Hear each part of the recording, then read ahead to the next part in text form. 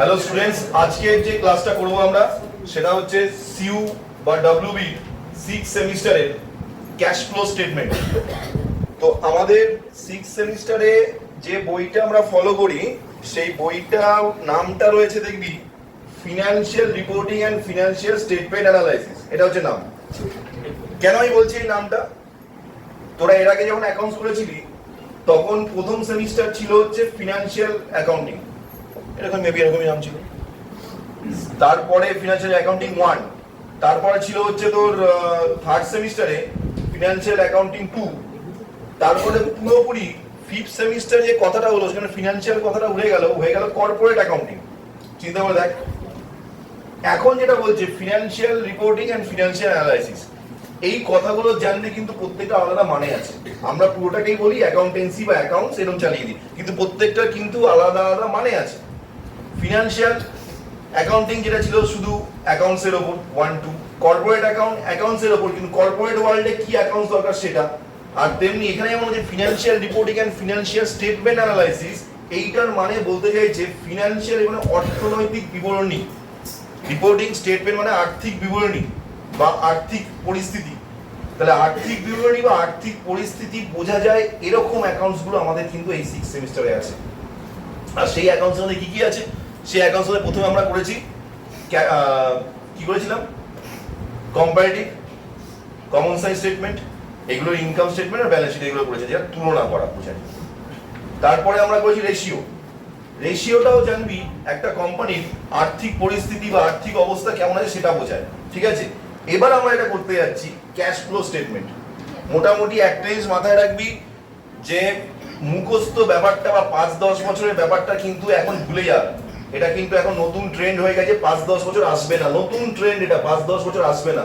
একটা ট্রেন্ড ছিল, সিইউ মোটামুটি বেরিয়ে গেছে ওইখান থেকে, ওই তোর এই করোনার পরে সেটা কোশ্চেন হচ্ছিল, তাই নিয়ে কিছু টিচার এরকম 5-10 বছর করে বেরিয়ে যাচ্ছে। এখন আর 5-10 বছর করে হবে, আমাদের কনসেপ্ট ক্লিয়ার করতে হবে। তো এই কনসেপ্ট ক্লিয়ারের জন্য আর একটা ভালো অঙ্ক, সেটা হচ্ছে ক্যাশ ফ্লো আর হচ্ছে ফান্ড ফ্লো। তো ক্যাশ ফ্লো কি করে, আজকে আমরা ক্যাশ ফ্লো করবো। ক্যাশ ফ্লো কি করবে সেটা হচ্ছে যে পরিস্থিতি, কোম্পানির আর্থিক অবস্থা কেমন সেটা শো করার জন্য আর একটা ভালো অঙ্ক হচ্ছে ক্যাশ ফ্লো। এবার ক্যাশ ফ্লো বিষয়টা কি, ফ্লো মানে কি, ফ্লো ফ্লো প্রবাহ, প্রবাহ, ফ্লো মানে বাংলায় প্রবাহ বা স্রোত। পুকুরে জল আছে, ওটা নর্মাল, কোনো প্রবাহ না, কিন্তু স্রোত না। কলের জল স্রোত, ঠিক আছে। নদীতে বান আসছে বা জোয়ার-ভাটা হচ্ছে, স্রোত। সমুদ্রের ঢেউ কন্টিনিউ চলছে, স্রোত, কিন্তু পুকুরের জল স্থির। কলে জল পড়ছে, ওটাও কিন্তু ফ্লো। কখনো কোনো কলে দেখি জোরে জল পড়ে, কোনো কলে আসতে কখনো থেমে যায়। তার মানে এই যে ফ্লোটা, এখানে ক্যাশ ফ্লো বলতে কি বলতে পারছি, নগদের ফ্লো, টাকার ফ্লো। টাকার ফ্লো বলতে কি, টাকার ফ্লো বলতে কি শুধু কি টাকাই বোঝায়? টাকার ফ্লো বলতে শুধু টাকা বোঝায় না, টাকার সাথে রিলেটেড আর অনেক কিছু থাকে যাকে টাকা হিসেবে নির্ণয় করা যায়। আগে একটা নর্মাল কথা বল, টাকা বলতে কি? টাকা বলতে আমরা কি জানি? পকেট থেকে বার করছি 100 টাকা, 500 টাকা, 200 টাকার নোট, টাকা। টাকা বলতে শুধু আমরা এটুকু জানি। টাকা আরো আছে, আমরা অ্যাকাউন্টসের স্টুডেন্ট, আমাদের টাকা বলতে শুধুমাত্র তুমি পকেটের ওই টাকাকে বোঝায় না, মানি ব্যাগের টাকাকে বোঝায় না, বা বাড়ি থেকে টাকা আছে সেটাকে বোঝায় না। আমাদের বোঝায় ব্যাংক ব্যালেন্স, ওটাও ক্যাশ। কারণ তো যখনই পড়বে তুই অনলাইনে বল, তুই চেকের মাধ্যমে বল, তুই ব্যাংকে টাকা পেমেন্ট করছিস না, তোর টাকাই, ওটা হচ্ছে ক্যাশ। আর একটা ক্যাশ কি বলতো, আর একটা cash marketable securities. Marketable securities, এই তিনটেই মূলত ক্যাশ। মার্কেটেবল সিকিউরিটি মানে যে শেয়ার ডিবেঞ্চার বা যেগুলো মার্কেটে আমি ফেলবার বিক্রি হয়ে যাবে, মানে হট কেকের মতো। যে শেয়ারের মার্কেটে একটা ভালো দাম রয়েছে এবং যে শেয়ার যদি একবার বলি আমি বিক্রি করবো, সঙ্গে সঙ্গে সেটা বিক্রি হয়ে যায় শেয়ার বা ডিবেঞ্চার যাবে, এগুলো যে মার্কেটেবল সিকিউরিটি করে। ক্লিয়ার কি বললাম? এবার যেখান থেকে আমাদের টাকার স্রোত আসবে, টাকাটা ইজিলি পাওয়া যাবে, সেইটা আমাদের দেখতে হবে। তাহলে ক্যাশ ফ্লো বলতে টাকার স্রোত, আর টাকা বলতে এই তিনটে পার্ট। কিন্তু ক্যাশ ফ্লো বলতে তিনটে পার্ট নয় শুধু, তার সাথে আরো অনেকগুলো পার্ট ঢুকে আছে। যেমন মনে কর, যখন আমরা ব্যবসা করি তখন আমাদের প্রথমে এটা করতে হয়, সেটা হচ্ছে কোম্পানির দিক দিয়ে। কোম্পানির দিক দিয়ে আমরা কোম্পানি এখন করছি, দেখতে পাচ্ছি আগামীবার থেকে কর্পোরেট অ্যাকাউন্ট থেকে। কোম্পানির দিক থেকে কি হয়, আমরা শেয়ার ডিবেঞ্চার, কোম্পানি কি করে, শেয়ার ডিবেঞ্চার বন্ড ইস্যু করে টাকা কালেক্ট করে, সেটা হচ্ছে তার ফিনান্স, সেটা তার ফিনান্স। বুঝে যাচ্ছে কি বলছি? সেই টাকাটা কালেক্ট করার পরে সেই টাকাটা ইনভেস্ট করবে। সেটা প্ল্যান্ট অ্যান্ড মেশিনারি হতে পারে, বা ব্যবসার তোর অন্য কোনো মেশিনারি বা আদার্স কিছু কেনার জন্য হতে পারে, সেটা টাকাটা ইনভেস্ট করবে, সেটা ইনভেস্টিং। আর এইবার ফিনান্স থেকে টাকা এলো, ইনভেস্ট করে দিল, তারপর সেই ইনভেস্টের পর ব্যবসাটা যাতে ধারাবাহিকভাবে কন্টিনিউ চালাতে পারে তার জন্য এটা দরকার, রেন্ট পেড করতে হতে পারে, মেশিন ইউজ করে ডেপ্রিসিয়েশন হতে পারে, সান্ডিকেটরকে বিক্রি করছি, ক্রেডিটরকে পাওনা মেটাচ্ছি, স্টক থাকছে বাড়ছে কমছে, ক্রেডিটর ডেটর বাড়ছে কমছে, মানে কারেন্ট অ্যাসেট কারেন্ট লায়াবিলিটি, এইগুলো সব আসবে হচ্ছে ব্যবসা অপারেট করতে সাহায্য করে, তার জন্য এগুলো বলে অপারেটিং। ক্লিয়ার কথাটা কি বললাম? তাহলে এখানে কি হবে, তিনটে ব্যাপার থাকে, তিনটে অ্যাক্টিভিটি থাকে বা সক্রিয়তা থাকে। একটা হচ্ছে অপারেটিং অ্যাক্টিভিটি, একটা হচ্ছে ইনভেস্টিং অ্যাক্টিভিটি, আর একটা হচ্ছে ফিনান্স অ্যাক্টিভিটি। এবার কথা হলো আমরা শেষ থেকে শুরু করবো, অঙ্কটা বুঝতে সুবিধা হবে। ঠিক আছে, প্রথমে আছে হচ্ছে অপারেটিং, করিনি আমি, প্রথমে অপারেটিং, তারপর ইনভেস্টিং, তারপর ফিনান্স। আমরা ফিনান্স থেকে শুরু করবো। ফিনান্সেরও পরে যেটা আছে সেখান থেকে শুরু করবো। সেটা কি বলতো? ওপেনিং ক্যাশ আর closing cash.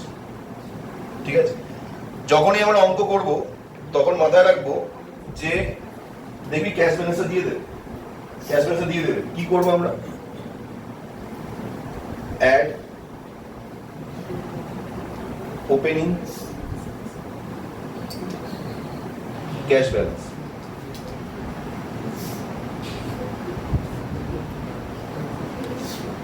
Opening cash balance, আর নিচে লেস লিখবো না, ক্লোজিং ক্যাশ ব্যালেন্স। এটা কেন করলাম? অ্যাড ওপেনিং ক্যাশ ব্যালেন্স, নিচে ক্লোজিং ক্যাশ ব্যালেন্স। এখানে পুরো অঙ্কটা যখন করবি না, পুরো অঙ্কটা করে যখন আসবি, লাস্টে যে ক্যাশ ব্যালেন্সটা থাকবে তার সাথে ওপেনিং ক্যাশটা যোগ করবি, ক্লোজিং ব্যালেন্স চলে আসবে। তোকে ওপেনিং আর ক্লোজিং দেওয়া থাকবে। কি বলছি ভালো করে বোঝ, ওপেনিং ক্যাশ ব্যালেন্স আর ক্লোজিং ক্যাশ ব্যালেন্স দুটো দেওয়া থাকবে। পুরো অঙ্কটা করার পরে, আমি এটা বোঝানোর জন্য বলছি, করবি তোরা পরীক্ষার সময় প্রথম থেকেই, জাস্ট বুঝে গেলে ব্যাপারটা কোনো প্রবলেম হবে না, আমি বোঝানোর জন্য করছি। তো পুরো অঙ্কটা করার পরে যে ব্যালেন্সটা ক্যাশ ব্যালেন্স মনে করে এখানে বেরোলো, এখানে মনে করে সামথিং একটা অ্যামাউন্ট মনে করে বেরোলো 20,000 বা সামথিং একটা অ্যামাউন্ট ধরে ক্যাশ ব্যালেন্স একটা বেরোবে, সবকিছু অ্যানালাইজ করার পরে, মানে অপারেটিং, ইনভেস্টিং, ফিনান্স সব করার পরে মনে করে একটা 20,000 টাকা ক্যাশ ব্যালেন্স বা কোনো একটা ক্যাশ ব্যালেন্স বেরোবে। তার সাথে ওপেনিং ক্যাশ ব্যালেন্স যেটা দেওয়া থাকবে সেটা যোগ করবো, যোগ করলে অটোমেটিক দেখবো আমরা ক্লোজিং ক্যাশ ব্যালেন্স চলে আসছে। বা ক্লোজিং ক্যাশ ব্যালেন্স আর ওপেনিং ক্যাশ ব্যালেন্সের ডিফারেন্স যেটা হবে সেটাই মনে মনে রাখবো, আর অঙ্ক করতে করে দেখবো সেটাই চলে এসেছে, যেদিন দিয়ে চিন্তা করো। কি মনে বোঝা গেল? তাহলে নর্মালি যে ক্যাশ ব্যালেন্সটা বেরোবে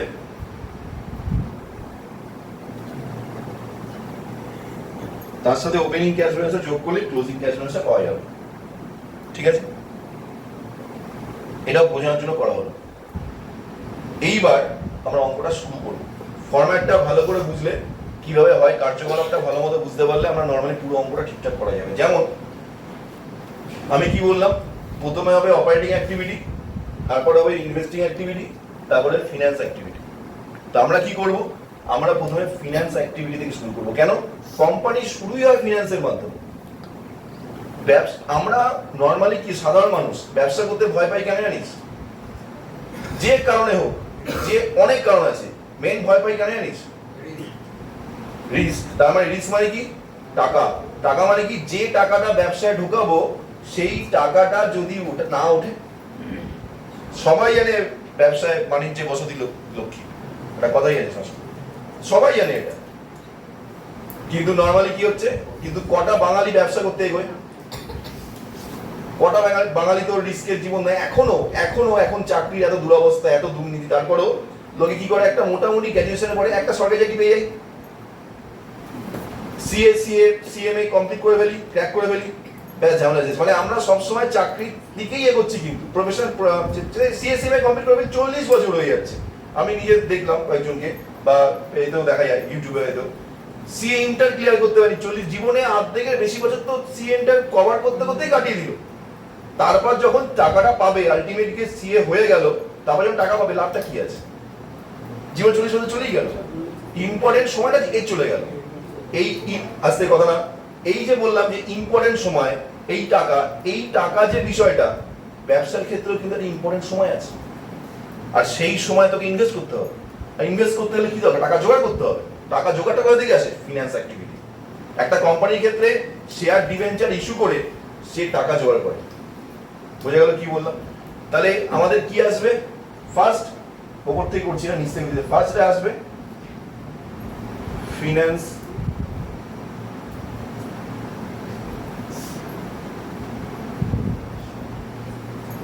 অ্যাক্টিভিটি। দাঁড়া একটু ওপরে করি।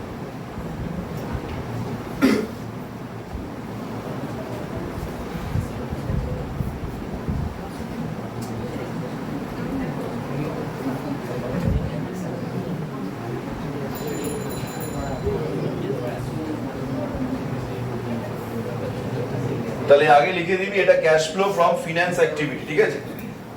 Cash flow from finance activity লিখে দিবি। ক্যাশ ফ্লো ফরম্যাটটা বলছি আমি, ক্যাশ ফ্লো ফ্রম ফিনান্স ফরম্যাটটা দিয়েও দেবো আগে, ব্যাপারটা নর্মালটা বলছি। Cash flow from finance activity, একটা ব্যবসায় টাকা জোগাড় করবে, একটা কোম্পানি টাকা জোগাড় করবে। কারণ আমরা 6 সেমিস্টার যেটা আছে, 5th সেমিস্টারে দেখতে পাচ্ছি পুরোপুরি কোম্পানির অঙ্ক হচ্ছে। আমাদের পার্টনারশিপ বল বা সোলো প্রোপাইটারশিপ বল, এগুলো কিন্তু ফার্স্ট আর সেকেন্ড সেমিস্টারে হয়ে গেছে, ফার্স্ট আর থার্ড সেমিস্টারে। 5th সেমিস্টারে অ্যাকাউন্টসটা কিন্তু আমাদের পুরোপুরি কোম্পানির উপর হচ্ছে, আর তারই পার্ট হচ্ছে কিছু পড়ে থাকছে যেগুলো 6th সেমিস্টারে আমাদের দিয়েছে। বুঝা গেল? তাহলে ফিনান্স হলে কি আসবে? একটা কোম্পানি কিভাবে টাকা জোগাড় করবে? আমাদের কি দরকার? টাকার স্রোত। টাকার স্রোত মানে কিন্তু ভাববি শুধু টাকা আসা না টাকা যাওয়া, দুটোই। কি বুঝে বোঝা যাচ্ছে? টাকা আসা, টাকা যাওয়া। তো ফিনান্স অ্যাক্টিভিটিতে একটা কোম্পানি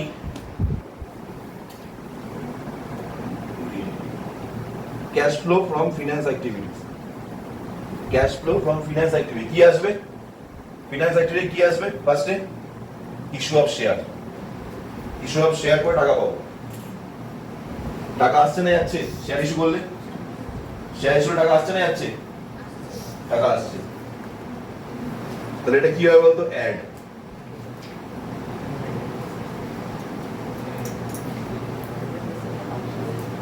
আচ্ছা, শেয়ার ইস্যু করলে টাকা পাওয়া যায়। শুধু শেয়ার ইস্যু করলে, ডিবেঞ্চার ইস্যু করলেও টাকা পাওয়া যায়, ঠিক কি না? তাহলে শেয়ারের সাথে ডিবেঞ্চারও হবে। বোঝা গেল? আর কি করে টাকা পাওয়া যেতে পারে ব্যবসা শুরু করার স্টার্টিং পয়েন্টে?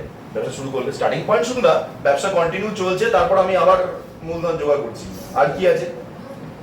লোন টেকে, ঠিক আছে? লোন নিলেও টাকা আসছে।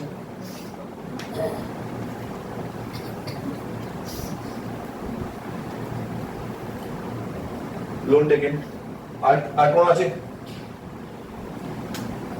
আর কোন সোর্স মনে পড়ছে? শেয়ার, ডিবেঞ্চার, বন্ড, যাই বল, প্রিফারেন্স শেয়ার ধরে নেই, ওইগুলো শেয়ার মধ্যে ধরে সব ইস্যু। আর কিছু আছে এছাড়া টাকা জোগাড় হয় কিছু? নর্মালি এর মধ্যেই সব পড়ে। এবার বল, টাকা চলেও তো যেতে পারে। কিভাবে? কেউ বলবি না স্যার লস হলে টাকা চলে যাবে। লসের ব্যাপার হচ্ছে না, আমি স্টার্টিং পয়েন্টে বলছি। সে ব্যবসা শুরুর পয়েন্টে বল, ব্যবসার মাঝামাঝি সময় নতুন করে টাকা লাগা বল, বা ব্যবসার শেষে বা পরের বছর বল, আমি সেইখানে টাকা আনা নেওয়ার কথা বলছি। কি হয় টাকা চলে যেতে পারে তাহলে? হ্যাঁ হ্যাঁ, পারচেজ করলে কিছু টাকা চলে যেতে পারে। পারচেজ করলে সে তো পারচেজ তো ইনভেস্ট করছি আমি, তার মানে। একটা সিনেমা দেখেছিলাম, মনে পড়ছে না, এমএলএ এর পরের পার্টটা, মিনিস্টার পার্ট গেছিল। সেখানে ভিলেনটাকে বলা হচ্ছে, ভিলেনটাকে বলা হচ্ছে যে ভিলেনটা অপোনেন্ট পার্টিকে টাকা দিয়েছে। সেখানে বলছে আপনি আমায় কেন শুধু টাকা দিচ্ছেন? আপনি তো যেখানে 5 টাকা খরচ করলো সেটাকে ইনভেস্টমেন্ট মনে করেন। আমি এই কথাটা ইম্পর্টেন্ট, 5 টাকা মনে করলো দিলেও কাউকে সেটাকে ইনভেস্টমেন্ট মনে করেন। মানে তার মানে কি নিজের স্বার্থ ছাড়া টাকা কোথাও দেওয়া হয় না, দ্যাট ইজ ইনভেস্টমেন্ট। তাই টাকাটা যাচ্ছে ব্যবসা কিছু কেনার জন্য, সেটা ইনভেস্টমেন্ট। বুঝা গেল? তাহলে সেটা ইনভেস্টিং অ্যাক্টিভিটিস এর মধ্যে আসবে, এখানে আসবে না। এখানে শুধু টাকা জোগাড় করা বা টাকা কোনো কারণে দেওয়া। কি কারণে আর দেওয়া যেতে পারে? লোন শোধ করে দেওয়া, রিপে অফ লোন। বুঝাচ্ছি কি বলছি? তাহলে টাকা দুটো কেস হতে পারে। এক, লোন নিলাম, টাকা এলো। শেয়ার ইস্যু করলাম, টাকা এলো। ডিবেঞ্চার ইস্যু করলাম, টাকা এলো। প্রেফারেন্সিয়াল ইস্যু করলাম, টাকা এলো। করিনি ওটা, শেয়ারের মধ্যে রেখেছি। প্রেফারেন্সিয়াল শেয়ার ইস্যু করলাম, টাকা এলো। আরেকটা কি হতে পারে? আমি বছর শুরুতে কোনো লোন মিটিয়ে নিলাম। নর্মালি কি হয়, যখন সবসময় জানবি লোন প্রত্যেকটা ব্যবসাদার নেয়, আর লোন প্রত্যেকটা ব্যবসাদার তাড়াতাড়ি চোকানোর চেষ্টা করে।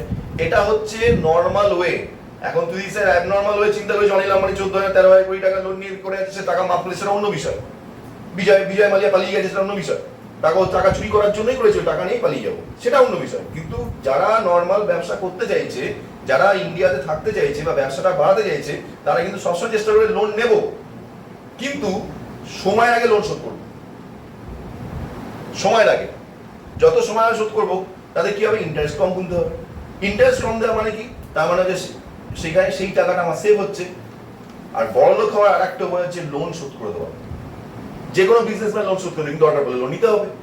তাহলে স্টার্টিং পয়েন্টে কি হবে, ব্যবসার স্টার্টিং পয়েন্টে বা ব্যবসার মাঝখানে বা ব্যবসার শেষে যে কোনো সময় শেয়ার ইস্যু করে, ডিবেঞ্চার ইস্যু করে লোন নিয়ে টাকা বাড়াতে পারি, আবার এইগুলো দিয়ে টাকা মিটিয়ে দিতে পারি। তাহলে কি কি হবে, লোন শোধ করে দেবো, ডিবেঞ্চার শোধ করে দেবো, প্রেফারেন্স শেয়ারও শোধ করতে পারি, কিন্তু প্রেফারেন্স শেয়ার শোধ করা হয় না, রেখে দেওয়া হয়। আর শেয়ার তো শোধ করতে নেই, শেয়ার সময় ব্যবসাটা বন্ধই হয়ে গেল, মানে ইকুইটি শেয়ার।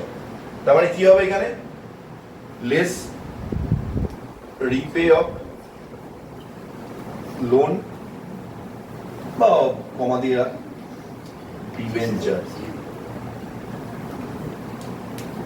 বোঝা গেল?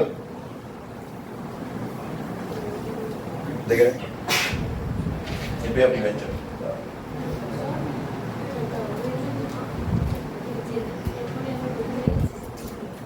ক্লিয়ার? এটা বোঝা গেছে? এবার এখানে একটা কথা বল, আমি রিপে অফ লোন আর ডিবেঞ্চার বললাম, আর কিছু আসবে রিপে করা বা দেওয়া বা মেটানো, টাকা আসার ব্যাপারটা কিছু বলছে, ওটা তো এর মধ্যে সীমাবদ্ধ হয়ে গেছে। অ্যাড লেস আর কিছু হবে, হ্যাঁ, যাকে তুই লোন দিচ্ছিস, শোধ করছিস, তার তো ইন্টারেস্টও দিয়ে দিতে হবে, ঠিক কিনা? ইন্টারেস্টও দিতে হবে। এবার তুই বলিস স্যার ইন্টারেস্ট আমি আলাদা রাখবো। ইন্টারেস্ট তো স্যার রেভিনিউ এক্সপেন্সেস, আপনি রেভিনিউ এক্সপেন্সেস ক্যাপিটালের সাথে কেন মেলাচ্ছেন? এখানে কেসটা কিরকম বলতো, এখানে কেসটা হচ্ছে নতুন প্রেম করার মতো। যখনই নতুন প্রেম হবে না, সবসময় মনে হবে যে একটু ফোন করি, একটু দেখা করি, একটু বাড়ির সামনে ঘুরে আসি, একটু হিরোগিরি দেখিয়ে আসি। এবার হিরোগিরি দেখাতে গিয়ে এসে আমি বাইক নিয়ে পড়ে গেলাম বা এই সেটা অন্য বিষয়, সেটা আলাদা বিষয়, কিন্তু এইগুলো মনে আসে। তার ব্যাপারটা কি, একটা কাছাকাছি থাকা। বোঝা গেল কি বললাম? আস্তে কথা না কাছাকাছি থাকা, এটা নর্মাল সেন্স। এখানেও সেই জিনিসটা হবে, লোনের ইন্টারেস্টটা কাছাকাছি থাকতে হবে, লোনের কাছেই থাকতে হবে, দুজনকে আলাদা করা যাবে না। বোঝা গেল? লায়লা মজনু দুজনকে আলাদা করা যাবে না। তাহলে যখনই আমি লোনটা শোধ করবো, তার সাথে ইন্টারেস্ট ধরে, এবার তুই বলতে স্যার ইন্টারেস্ট আমি সারা বছর ধরেছি, আমি সারা বছর ধরে ইন্টারেস্ট দিয়েছি, বা ইন্টারেস্ট আমি গত ক বছর দিয়ে আসছি, তাহলে আপনি কেন এটার সাথে অ্যাড করবেন? তার কারণ তুই যখনই লোনের টাকা শোধ করবি, যখন লোনের ইনস্টলমেন্টটা হয় না, সেটা দেখবি মানে প্রিন্সিপাল প্লাস ইন্টারেস্ট দুটো মিলিয়ে হয়, আসল আর সুদ দুটো মিলিয়ে ইনস্টলমেন্ট ঠিক করা হয়। তাহলে যখন তুই ইনস্টলমেন্ট দিয়েছিস, তখন তার সাথে সাথে কি হচ্ছে, তুই ইন্টারেস্টটাও কিন্তু শোধ করেছিস। এখন যখন তুই লোনের টাকাটা শোধ করছিস, তাহলে তুই ভবিষ্যতে ইন্টারেস্ট সেটা দিবি না। এবার একটা যদি তুই মোটামুটি একটা 25 বছরের লোন যদি তুই 7-8 বছর শোধ করতে পারিস, তাহলে কি হবে, 10 বছর শোধ করতে পারিস, তাহলে কি হবে, তুই 15 বছর ইন্টারেস্ট দিতে পারিস, মানে 10 বছর শোধ করে দিবি। তাহলে বাকি 15 বছর তুই ইন্টারেস্ট কি দিবি না। কিন্তু 10 বছর ধরে যে টাকাটা শোধ করছিস, তার 10 বছর ইন্টারেস্ট দিয়েছিস, তাহলে আলটিমেট তো লোনের টাকা যখন হিসাব হবে, তখন লোন আর ইন্টারেস্ট মিলে হিসাব হবে। ক্লিয়ার না? লোনের টাকা হিসাব হবে, তুই কত টাকা পে করবি, ওটা কিন্তু লোনের ইন্টারেস্ট নিয়ে বিচার হবে। এটা না যে তুই ইন্টারেস্টটা থাকবে না। যখন লোন, মনে কর তুই 10 লাখ টাকা লোন নিয়েছিস, 10 লাখ টাকা লোন নিয়ে তুই ইন্টারেস্ট দিয়েছিস, মনে কর ইন্টারেস্ট আর প্রিন্সিপাল মিলিয়ে তুই আসলে হচ্ছে টোটাল 2 লাখ টাকা, মেয়াদ আছে 10 বছরের, তুই 2 বছর মধ্যে শোধ করে দিচ্ছিস, 2 বছর তুই 2 লাখ টাকা দিয়েছিস। এবার তুই কি তাহলে 10 লাখ টাকা দিবি না 8 লাখ টাকা দিবি? 8 লাখ টাকা দিবি। এইবার 8 লাখ টাকার সাথে তোর আরো প্রিন্সিপাল আর ইন্টারেস্টের ক্যালকুলেশন করে তো ভ্যালু একটু বেশি দিতে হতে পারে, কারণ ব্যাপারটা তো সেই ইন্টারেস্ট আসছেই। অর্থাৎ আমরা আগে যে টাকা ইন্টারেস্ট হিসেবে পে করেছি, সেই টাকাটা কিন্তু এর সাথে ক্যালকুলেশন হয়, অ্যাডজাস্ট হয়। তাহলে এখানে আমরা কি করব, শুধু লোন শোধ করবো না, তার সাথে ইন্টারেস্টটাও দিয়ে দেবো। অতএব ইন্টারেস্ট অন লোন এটাও লেস হবে। ইন্টারেস্ট অন লোনের সাথে আর কি হবে, ইন্টারেস্ট অন লোনের সাথে আর কি হবে বলতে পারবি? ডিবেঞ্চার ইন্টারেস্ট ওর মধ্যেই ওই একই, interest on loan debenture one kind of interest. তাই ইন্টারেস্ট কথা বলিস না, ইন্টারেস্ট অন ডিবেঞ্চার, এটা বললো, ঠিক আছে? এটা হয়েছে।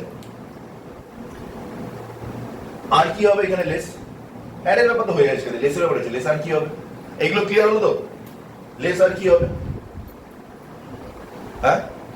Dividend, exactly dividend. এই যে শেয়ার দিয়ে তুই শেয়ার টাকা মিটিয়ে দিবি, মনে কর এই যে ডিবেঞ্চার মিটিয়ে দিবি, ইকুইটি শেয়ার হোল্ডারদের শেয়ার তুই ব্যবসা বন্ধ করলে মেটালি, সেটা এখন মেটানোর ব্যাপার নেই, প্রেফারেন্স শেয়ার মিটিয়ে দিতে হবে কোনো কারণে, তাহলে কি হবে, ডিভিডেন্ডও দিতে হবে, শেয়ার হোল্ডারদের ডিভিডেন্ডও দিতে হবে। এবার তুই বলিস স্যার শেয়ার হোল্ডারদের যদি শেয়ার না মেটাই আমি, তাহলে কি ডিভিডেন্ড এখানে দেবো? তাহলেও ডিভিডেন্ড এখানে দেবো, খুব ভালো করে বুঝতে হবে এটা। মনে কর কোম্পানির ইকুইটি শেয়ার হোল্ডার আছে 1 লাখ, 1 লাখ শেয়ার হোল্ডারদের মনে কর ডিভিডেন্ড হচ্ছে, সাপোজ কথা বলছি 1 লাখ শেয়ার ডিভিডেন্ড হচ্ছে 10 লাখ টাকা। এবার 10 লাখ টাকা ডিভিডেন্ড তুই কোথা থেকে দিবি? তুই 10 লাখ টাকা ডিভিডেন্ড তো তুই এখান থেকে দিবি, ঝামেলা করে দেবে তারা। কোম্পানির ইকুইটি শেয়ার হোল্ডার যারা আছে তারা ঝামেলা করে দেবে, কারণ ব্যবসা করতে দেবে না। তুই ধর বললি যে আমি ডিভিডেন্ড দেবো না, হবে না। হ্যাঁ এটা হতে পারে তুই ডিভিডেন্ড কম দিলি, কিছু টাকা রিজার্ভ করে দিলি, ডিভিডেন্ড টাকাটা কম দিলি, কিছু টাকা রিজার্ভ করে রেখে দিলি পরবর্তীতে ব্যবসা বাড়ানোর জন্য, সেটা তুই জানিয়ে দিলি, সে ঠিক আছে। ডিভিডেন্ড বলি আমি এই বছর দিতে হচ্ছে, পরের বছর দেবো, সে ঠিক আছে। কিন্তু একেবারে তুই ডিভিডেন্ড দিবি না, সেটা হবে না। তাহলে ডিভিডেন্ড তোকে পে করতে হবে, হ্যাঁ হ্যাঁ ডিভিডেন্ড পে করতে হবে। এবার ডিভিডেন্ড পে করলে সেটা কোথায় পে করবি? ফিনান্স অ্যাক্টিভিটির মধ্যে আসবে, কারণ সে টাকাটা বেরিয়ে যাচ্ছে। টাকাটা বেরিয়ে যাচ্ছে শুধু কারণ না, টাকা বেরিয়ে যাচ্ছে অনেক ক্ষেত্রে হতে পারে, কিন্তু ডিভিডেন্ড মানে যে শেয়ার হোল্ডারদের টাকা দিতে হবে, শেয়ার হোল্ডারদের পার্ট হয়ে যাচ্ছে, আর শেয়ার হোল্ডারদের পার্ট তো আমরা এখানে করছি, তাই ডিভিডেন্ড ওই বললাম একই, নতুন নতুন প্রেম যেহেতু আমরা বললাম, তাহলে এই থাকবে। তাহলে কি হবে, ডিভিডেন্ড এখানে দিতে হবে, লেস